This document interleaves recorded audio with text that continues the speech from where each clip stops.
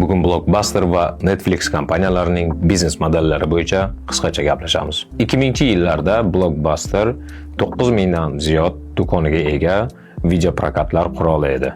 Ya'ni ular DVD disklarni arendaga berish bilan shug'ullanishgan. Ularning asosiy daromadi mijozlar DVD disklarni kech qaytarishidan, shtrafdan shakllanar edi.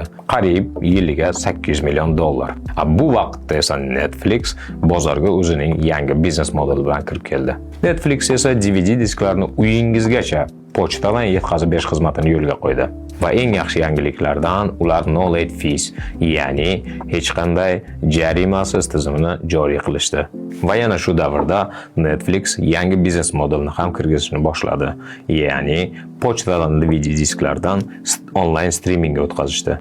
Bu davrda Blockbuster rahbarlari internetga hech kim ishonmaydi deb kulishda davom etishdi. Zamon rivojlanishi va internet tezlashishi bilan Netflix o'zini biz DVD disklarni sotuvchi yoki arendaga beruvchi kompaniya emas, biz texnologik kompaniyamiz deb e'lon qilishdi. Ya'ni onlayn streamingni yo'lga qo'yishdi. Va shu ketishda Blockbuster kompaniyasi 2010-yilga kelib bankrotligini e'lon qildi.